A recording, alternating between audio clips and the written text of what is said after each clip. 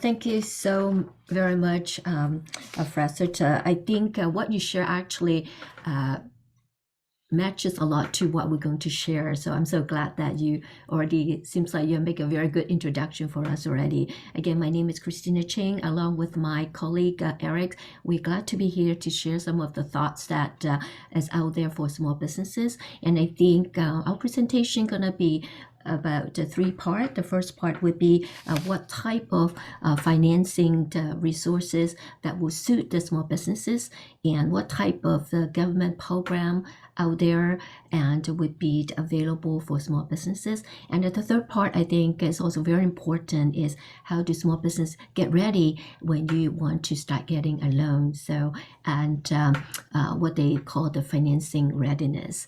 And thank again for allowing us to share some of our thoughts with you.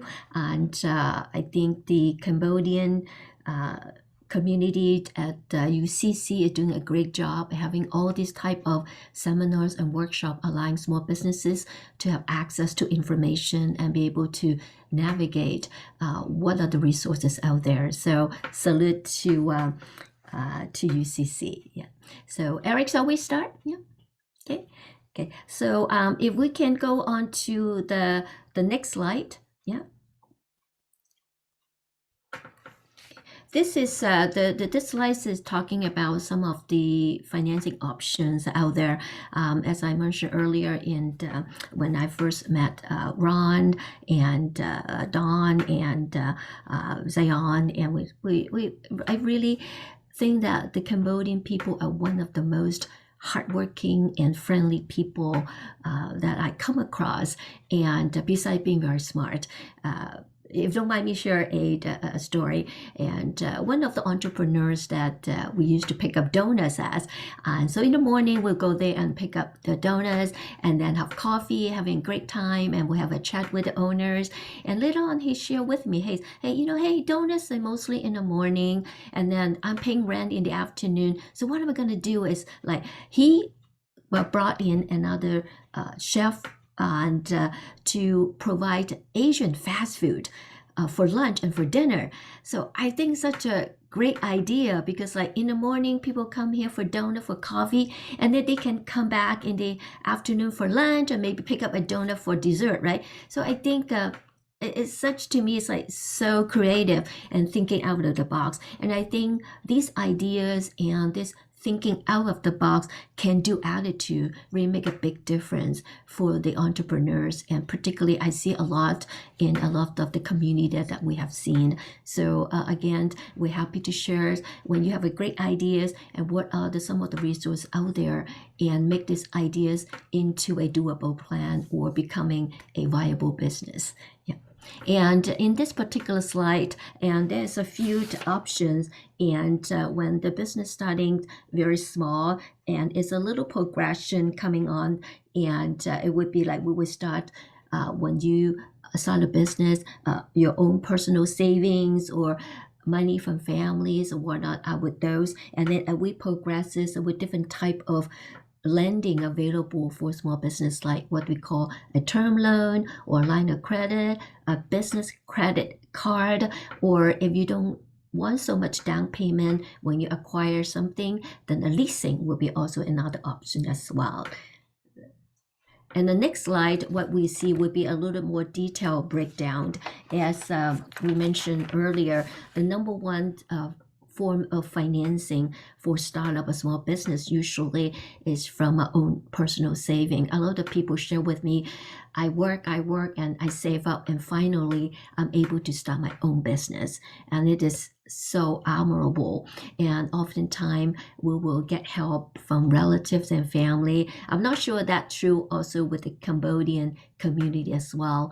And I think this create a lot of flexibility, because oftentimes maybe when our parents give us some money, hey, you don't have to pay me back until your business kind of gets started and you're able to make money, and oftentimes they don't charge interest as well. So this is a great form of financing for startup, and when you have a great idea and you want to get your business going. So it is a great form of financing.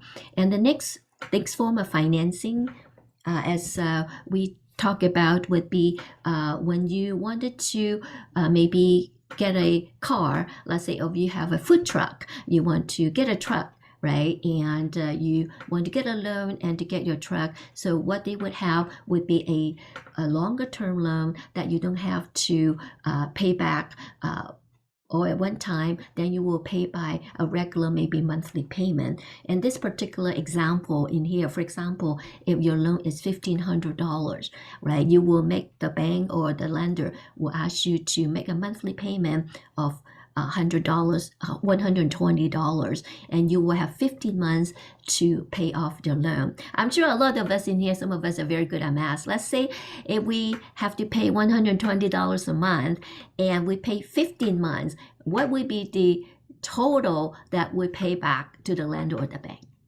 Any guesses? Yeah. So it would be 120 a month, 15 months, right? So did I hear some answers, right? Yeah.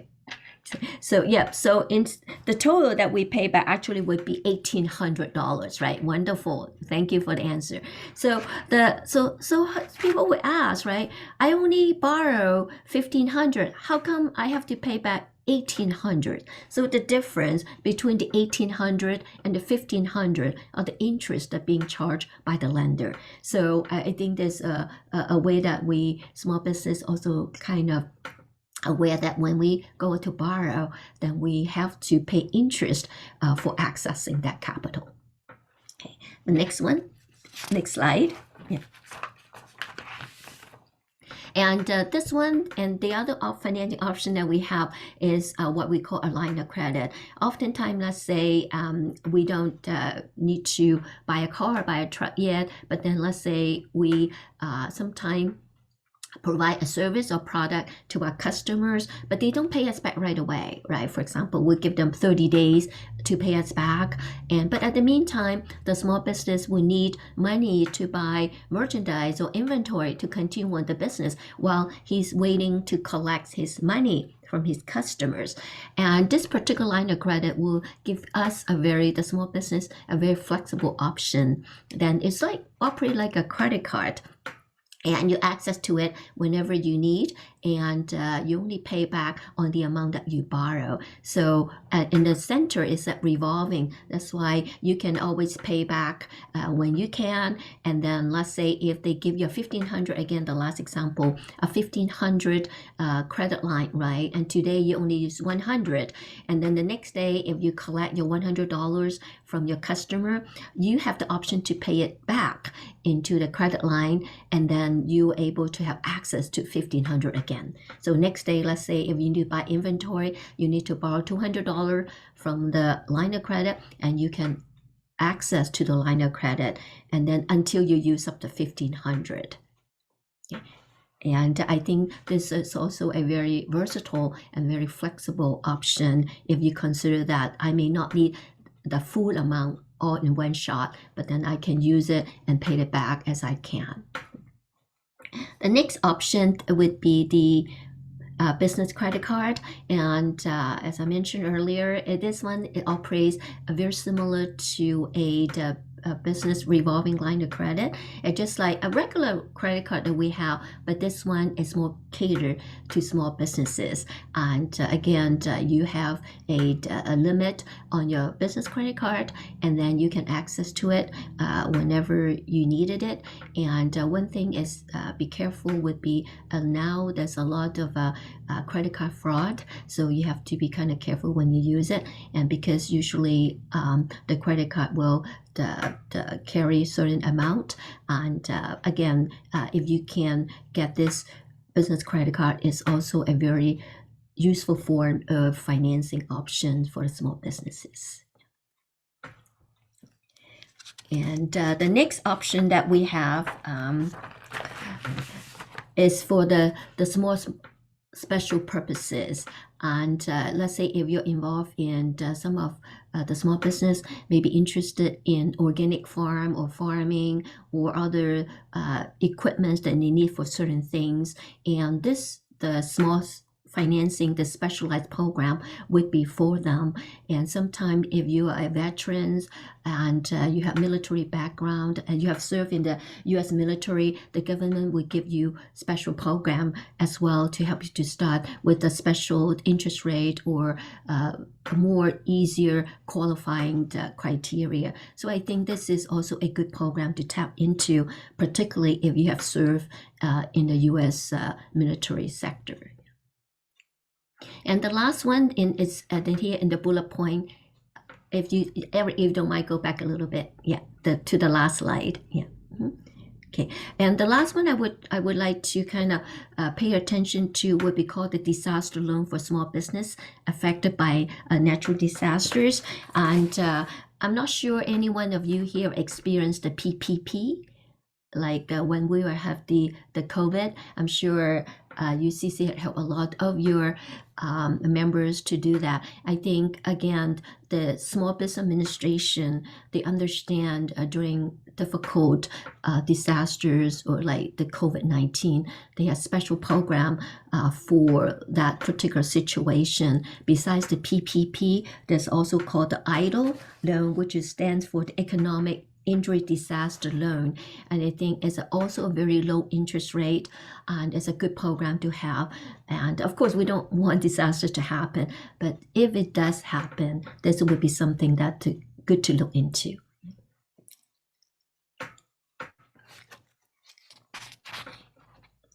The next slide, Eric. Thank you. Okay.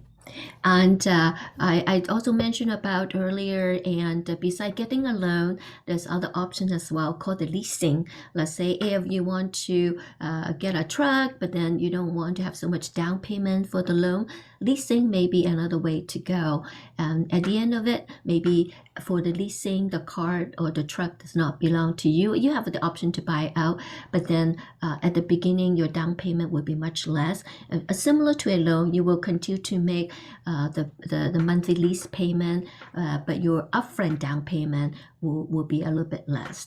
And there's other specialized financing also mentioned in here, like factoring or inventory financing. This, I think, when the business begins to grow a little bit bigger, those would be some of the more specialized financing would be available for the businesses. But these are good. If you have the handout, it's good to keep it, and then later on you can always refer back to it and discuss with UCC, hey, this is my business at this point, which program do you think may be good for me as well? And also talk to your accountant, and they may be able to give some guidance as well. Yeah. Okay. The next slide, we're talking about there's actually a lot of federal program and also state programs that are available for small businesses. And one of the very famous one would be the Small Business Administration, the SBA, and they have a different guaranteed program, big and small. I think it would tailor into different sizes of the small businesses. And in this particular slide, it mentioned about the micro loan program as well. This is for the nonprofit, and they would be a combination of loan and grant up to $50,000. But I think the other one that later on we will also see would be often mentioned is called the 7A program. The 7A is a guarantee program by the Small Business Administration, even though it calls small businesses, but it's actually up to $5 million. I think it's a lot of bucks for business and able to meet their needs as well. $5 million is, if you call the small business qualify, actually is really a lot of resources for the business. So I think the Small Business Administration, the Guarantee 7A program is a good program to look into. And also when you want to buy your own office or warehouse, another program is what they call the 504. Then you will work together with the CDC and then also with the lender. And one good features of the 504 would be the lender and the SB together, the maximum that they can finance up to 90% of the property that you want to buy. So meaning that if you qualified, then you only have to put down 10% down payment. Again, this is a very attractive option for the small businesses. And this particular slide is kind of summarize some of the program, and also with the website, I think is a very useful information. And the first one is another program that offered by the USDA, is the U.S. Government of Agriculture, and they also give out grants, loans, and guarantees. And if anyone interested, they have the website there, www.rd.usda.gov. And I think, again, this is also a good website can look into. Another one is the U.S. Department of Treasury. Again, this is more on the federal level, and they also provide grants and to support small businesses, and they also work together with lenders to give us some technical assistance as well. Yeah, again, that's another good source to tap into. And also the U.S. Department of Commerce for the Minority Business Development Agency, and this cater really to the entrepreneurs in the minority communities. Again, is a good resources to tap into, and the website is www.mbda.gov.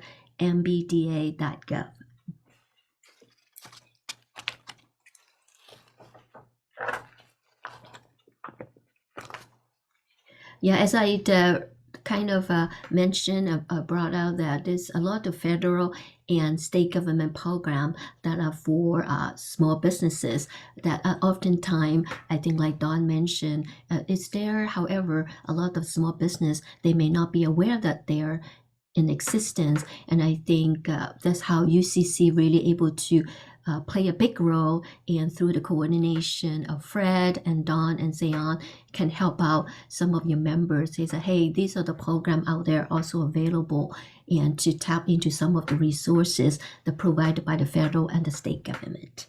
Yeah. And the next slide is more just to show at the beginning, at the horizontal, it shows what type of non-traditional and traditional resources that are available. The traditional being more like family, not the typical bank or the financial institution lending. And as on the horizontal line, as the business continue to grow bigger and bigger, then they may be able to access the traditional financing. But of course, it is more like a generalization. Each business is different. Some business, even at the get-go, they're able to get traditional loan right away. This is more just a generalization. So at the top, it shows that when the business first started, the more typical kind of financing would be the non-traditional, our own savings and borrowing from families and friends. And as the business get on the ground and get a little bit better, and then they be able to get maybe government loan, the 7A or the 504, and then later on would be the more traditional financing line of credit or the equipment loan.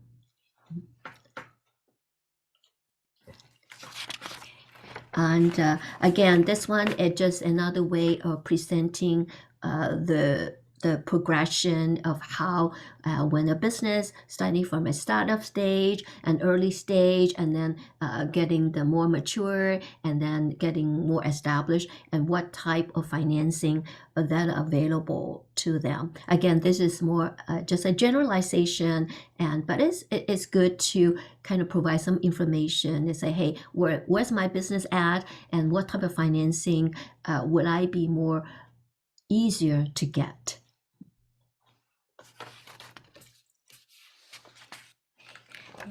And this particular section, I think, is very, to me, is very interesting, and I think would be also very useful for a lot of the member of UCC, is how do we kind of improve the chance of getting a business loan? Oftentimes, what some of the feedback that we hear is that the small business, they have great idea, and however, oftentimes they just need a little bit of help to help them in terms of getting ready to get the loan and be able to communicate with the lender, understanding what is being needed by the lender. And we have a very good family friends, and now she owns a top-notch dance studio. And even since she was very young, all she wanted to do is just to have her own dance studio. And she's a great dancer. So when she in college, 19 years old, she started having students and at her own garage. So she was just working hard, getting a lot of students, and get her name out there. And fortunately, her boyfriend works at a bank. So when she was ready to rent a space for her own studio, the landlord asked a lot of do you have the credit and things like that? And then so her boyfriend was with her. So he said, hey, what business record do you have, or do you have anything? And then she handed out a big shoebox. Said, hey, there you go. There's all my business record. All my receipts is right here. And then, oh, by the way, I have another check I just got from my student in my shoe as we go, So I will understand small business. They're very busy. They want to build a business.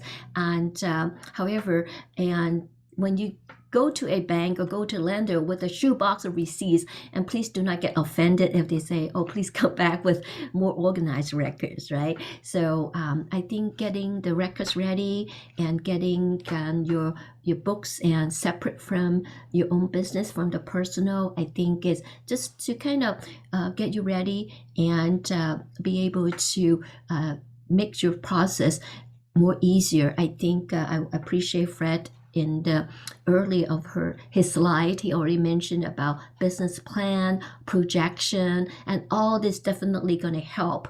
And when the lender, the bank or the lender, to kind of look at, hey, this is a good idea, but how can this idea can get into a viable business, be able to generate money and be able to pay you salary or payroll, buy merchandise, and be able to pay back the bank. And I think that's what they kind of want to hear from you, and be able to have some record to show that. And in here, this slide I think gives some very good idea. The first one would be to strengthen your personal and business credit history.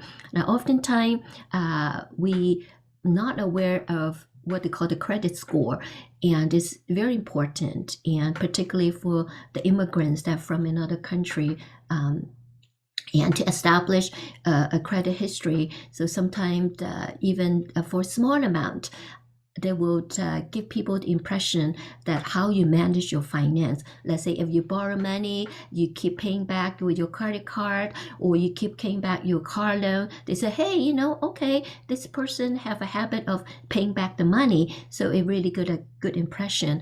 And that's why establishing your credit and as early as you can, and also having some credit history, and is good for later on if you want to get a business loan.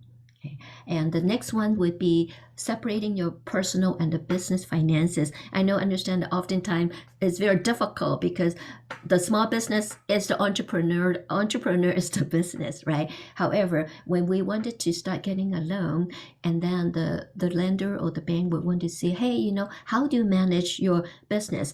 And you don't want to get your own house water bill or your own house grocery bill and put it together with the business, right? So I think it's something that they want to see that, hey, this is my business and this is my own personal expenses. I think it's good if you can separate them so that people can see clearly what does belong to the business and what belong to your personal expenses.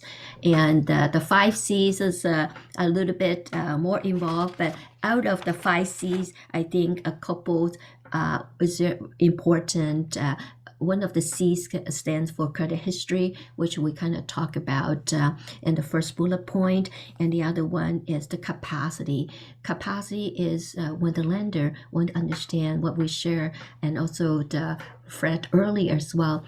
When you have a business plan, they want to see how you're able to make your business work and be able to, when they give you the money and to give you a loan, you're able to pay back within the time frame that they want you to, right? So I think that's important. And oftentimes we for small business, they have some idea, but they may not know how much they want to borrow, right? And I think that's how Fred's budgeting, the projection comes in. do I need 10,000? Do I need 50,000?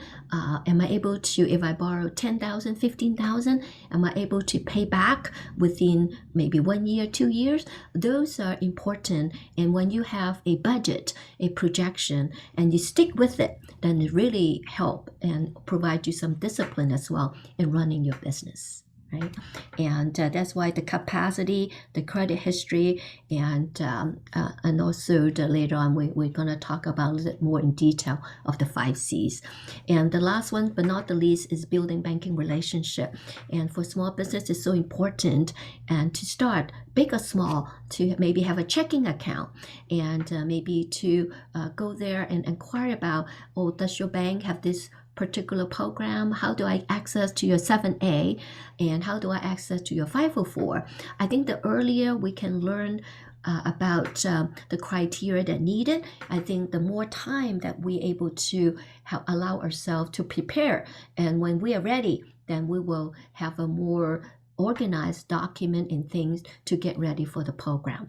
Right, so banking, oftentimes people overlook, say, oh, I don't have a checking account, or I don't have, but I think having those accounts ready and also getting more information definitely going to help down the road for the small businesses.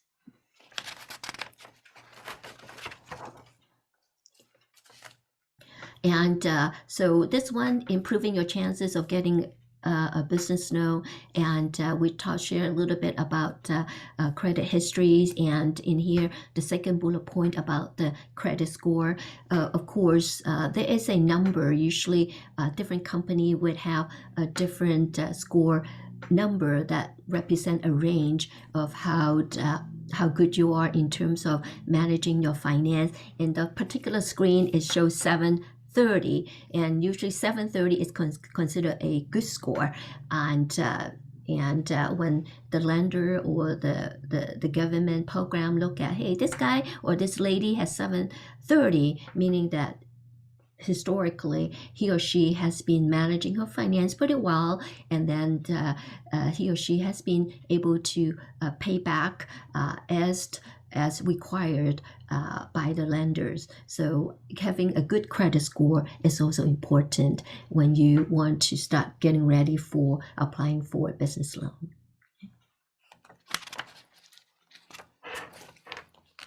Okay. And the next one would be, as I also talked about a little bit more, is avoid commingling between the business and the personal. So try to keep the business and the personal expenses separate and have clear record, and also to maintain accurate bookkeeping. So when people ask you, okay, how much you make for your business, right? Then you can tell right away. So here, I make that much last year, and this is my expenses, and this is my bottom line, and next year I think I can make this much. So I'm able to hope to get this amount of financing, and I'm able to pay you back with the money that I make from my business. I think that's very good. So the lender say, okay, you do have an idea of what you want to do, the money that I give you, right? And they're able to pay back within a certain time. And also that oftentimes I know that small business, they want to save money. They do a lot of the things by themselves, but up to a point, then you will need at least a bookkeeper or a tax advisor or accountant be able to give a little bit more guidance in terms of what direction or some of the tax rules that you're allowed to do and you're not allowed to do. And I think the more knowledgeable we are, the small business in this particular area, again, would be more helpful, tremendously helpful when you get ready to apply for a business loan, big or small. Yeah.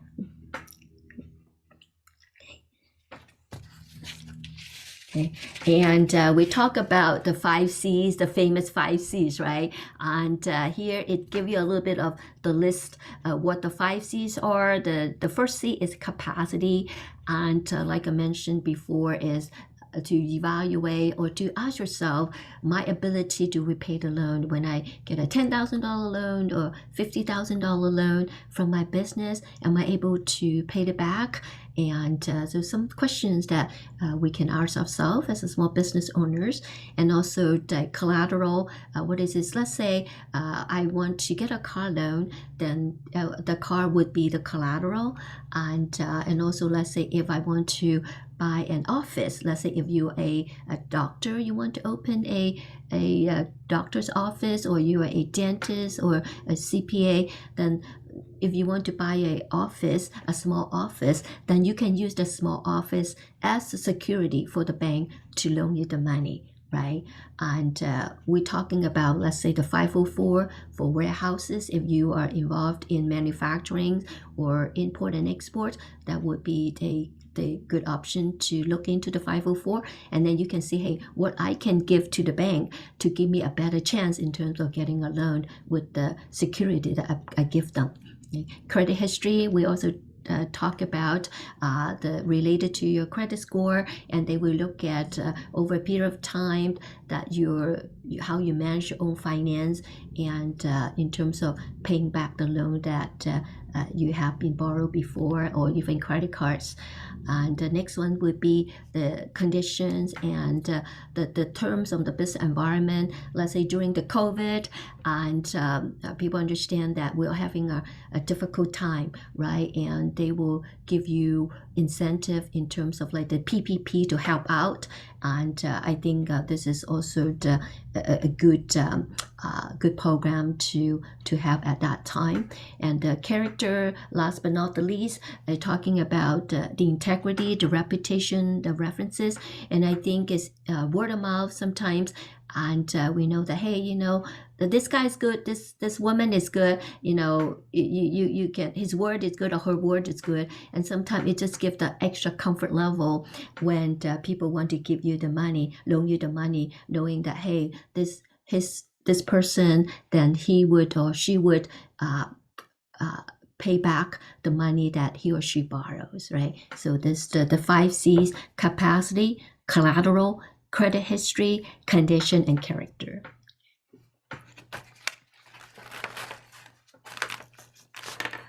Yeah. So I think overall we talk about in the first part of the slides, we talk about what type of financing that may be suitable for each business. Each business is different.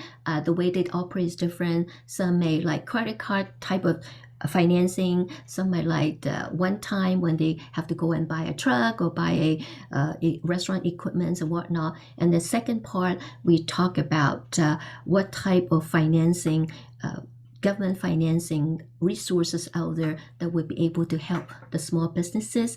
And I think the key takeaway, the last one, would be how can we kind of make ourselves ready, small businesses, to when we get ready to apply for a loan. And so we also kind look at some of the other options that are available there. And I think that would be with collaboration with UCC and with the experience and resources, I think they would be able to provide even more available resources for the members of the UCC. So I think this is today just a quick snapshot of what are the things available out there. And I think when the small business are ready, I'm sure definitely there would be more detailed information that they like to get, and maybe more training or more webinars that would be available for them to get them ready and when they apply for the financing or other resources. Okay.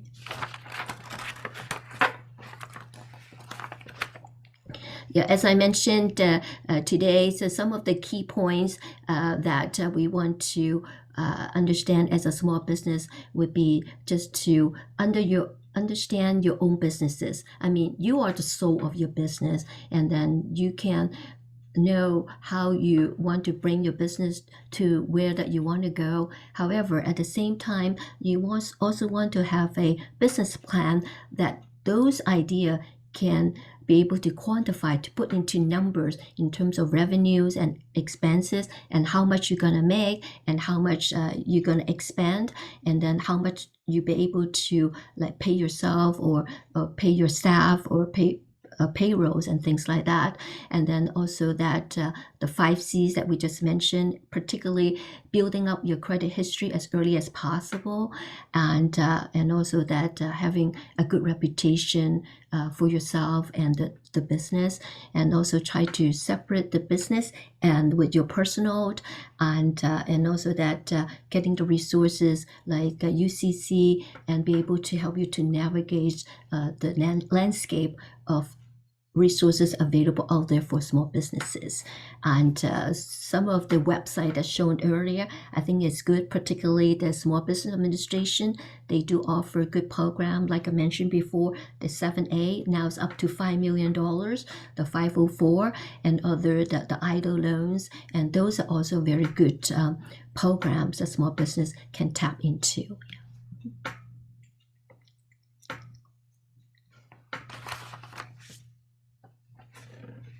I think that's a start about what we're going to share today. Yeah.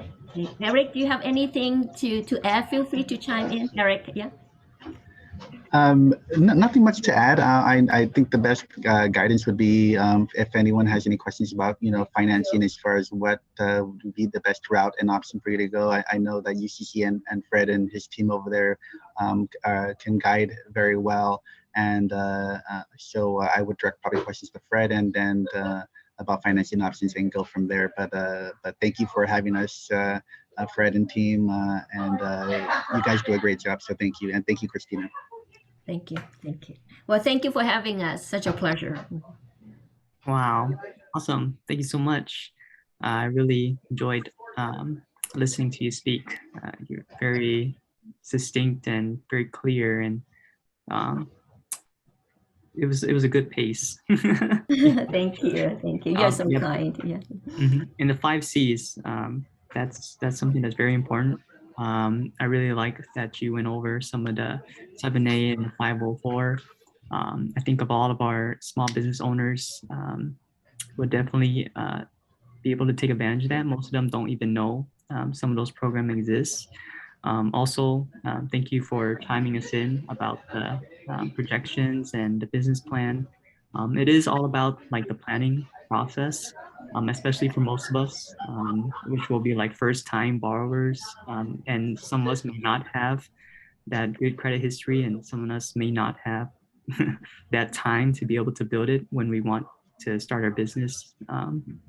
So being able to plan appropriately, knowing how much you need to do what you want to do, and being able to communicate that with the lender, I think is very important. And I'm really glad that you were able to throw that in. Sure. I mean, a lot of the small business, they have this great idea. Sometimes they just get a little bit scared in terms of getting the financing. So I think all this workshop that organized by UCC is so good, so that little by little they become more confident and they become more comfortable in getting the information ready. So. Thank you so much for your presentation. I continue to learn a lot myself about finances, because it's just like, there's always something new to learn. I was wondering, would you be comfortable sharing your slide presentation with us? So that, I know it's also recorded too, but. Yeah, can we share that out, or? Definitely, you can, yes. Awesome. Yeah, we'll go ahead and we'll include that in our post webinar email. Wonderful. Great. Does anybody have any questions? Or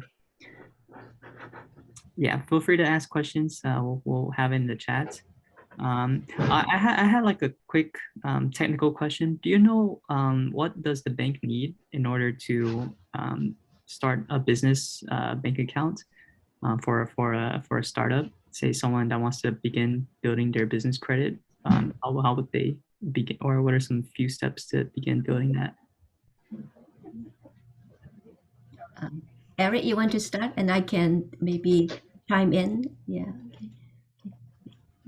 As far as having an account, most banks do not require much of a deposit to start a checking account.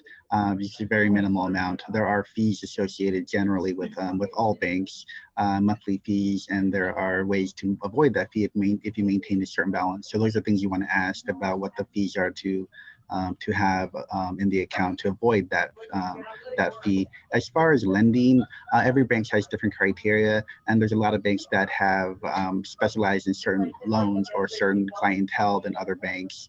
I know that they, as far as a traditional bank, as Christina mentioned, is more so for a business that already has been established. Typically, if you are a startup, it's a little bit more difficult to get financing through a traditional bank, and it may be necessary to go through other financing options.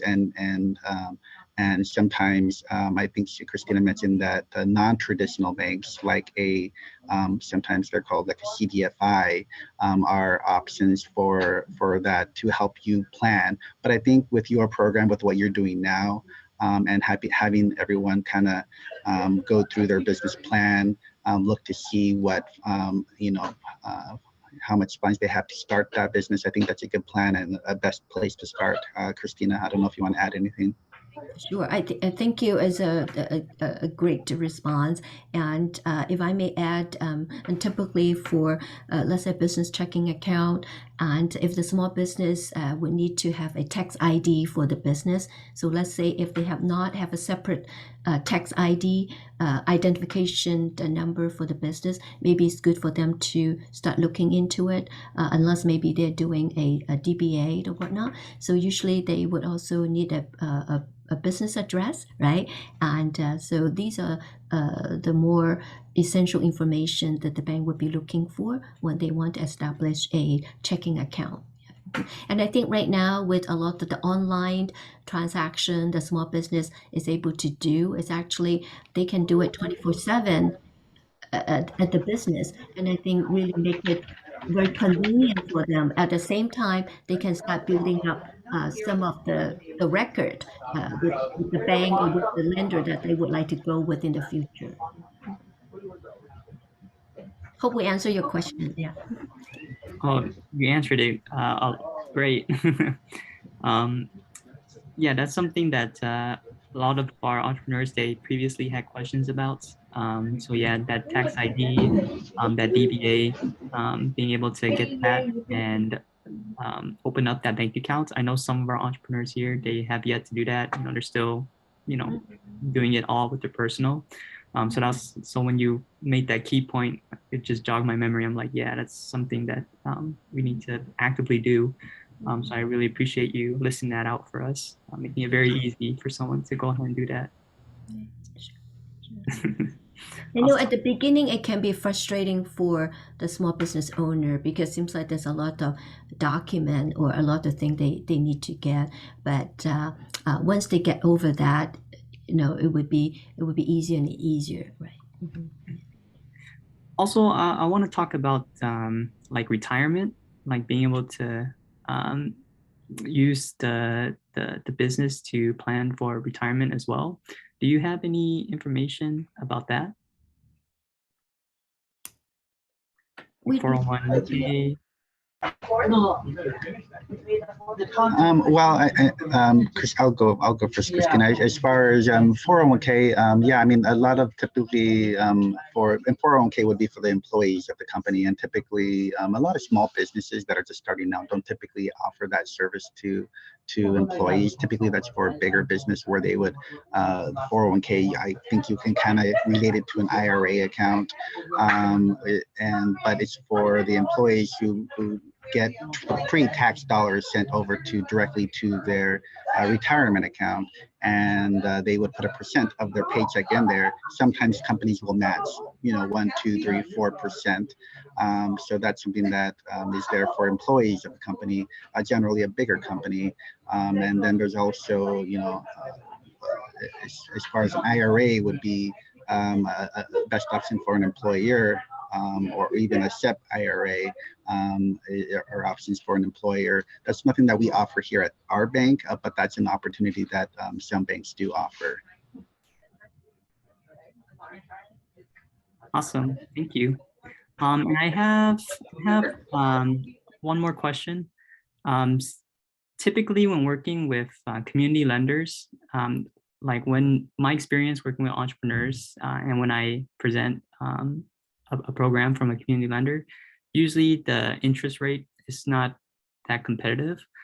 How would you explain why you would still go with a community lender despite that objection? Christina, I'll let you take that one. I was just kidding. I think the interest rate is very, very good. Just kidding.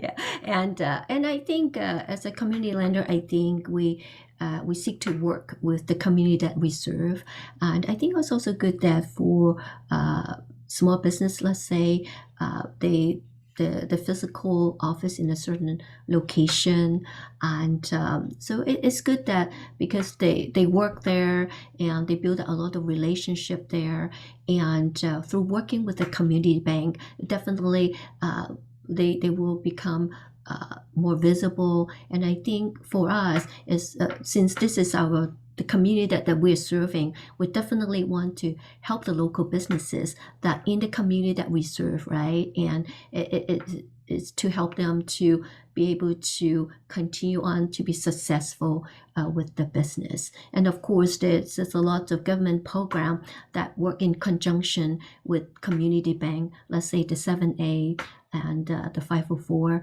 then we'll be able to, together with the government, we're able to provide that financing for the small businesses. Yeah. Thank you, Christina. Thanks for pointing that out. Sure. Great information. Yeah. I think I have a challenge explaining that to our community at times. So I really appreciate, hearing it from perspective from the bank. It's just nice to hear like, okay, why is the interest rate so high? And then trying to explain that like, oh yeah, it's a community lender, building the relationship. And I'm like, okay, but still the math don't add up. So being able, right? So being able to just, express that and be like, hey, that's the intent. So I really appreciate you taking the time to explain that to us.